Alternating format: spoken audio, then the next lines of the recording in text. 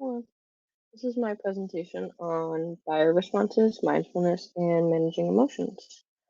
Um, let's get into it. And I'm going to explain the definitions just a little in depth, especially about bioresponses. Um, Bioresponses are psychological changes that happen in your brain and body when you perceive a threat. So, the limbic system is a part of your brain that's wired for survival. It is the oldest part of the brain that kicks in when it thinks you're in danger.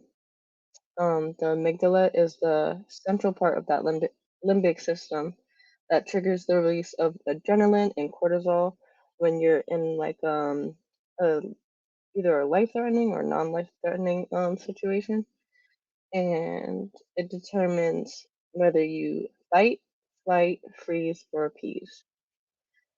Um, Um, Everybody has that type of response when it comes to like any type of stressful situation, whether it's at work or if you're just out in the city, or even sometimes academic wise, like if you're stressed out about certain certain tests that you have to take, or even doing your homework. Um, Mindfulness is the state of being focused and self-aware. When providing mindful responses, it's determined on you focusing your awareness to the present, or right here, right now, and what's right in front of you. Managing emotions is having the skills to deal with your emotions. So it kind of goes hand in hand with mindfulness. Your frontal lobes help you manage your emotions when it's well developed. It helps you react with empathy and insight while letting you believe in the possibility of change. So managing your emotions is like being able to deal with those responses that you have in stressful situations, or even like situations where you're sad, um, uh, angry, stuff like that. And most of those have to do with responses in stressful situations. The connection between the three. So when you learn how to deal with responses, mindfulness comes into play. When you recognize you're freezing in a certain situation, you figure out how to step back, reflect, and manage how to go around your body's natural reaction. This is called facing. So you're facing your situation head on.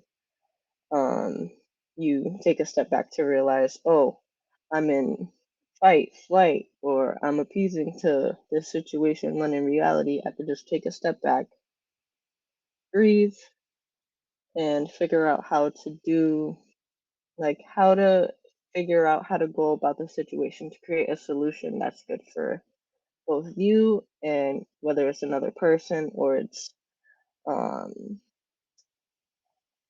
like for example doing your homework, be like you trying to face yourself doing homework, and if you're that might freak you out for a second, but if you take a step back and look at it head on, it'll help a lot.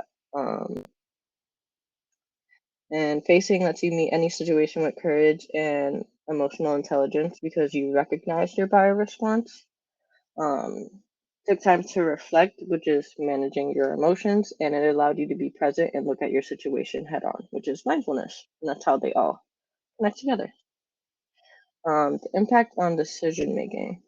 So when you're forced to make a non-life threatening in one of those situations, when you're forced to make a decision, in a high stress situation, tapping into your mindfulness teaches you how to manage your emotions when dealing with all of your responses. When you're experiencing a response and don't know how to deal with your emotions, you end up basing your decision off of that response. When mindfulness comes into play, you're able to face those situations in a calmer manner. Your thoughts will be better composed and you'll be able to make strong, confident decisions. These concepts are important, especially to me because I've dealt with anxiety most of my life. So trying to figure out my emotions has been hard for most of my life. And figuring out why am I angry at this situation? Why am I sad about this situation? And these concepts are important because especially education wise, it's hard for me because, you know, whether it was doing homework or knowing that I had to take a test that was due tomorrow or actually having to take it in person, that used to give me a lot of anxiety. And yeah, if you wanted to take more time out of your week to study, but you get really stressed out to the point your bioresponse kicks in, or fight for this example, it's easy to let your angry emotions and negative thoughts take hold of you and just make you want to quit.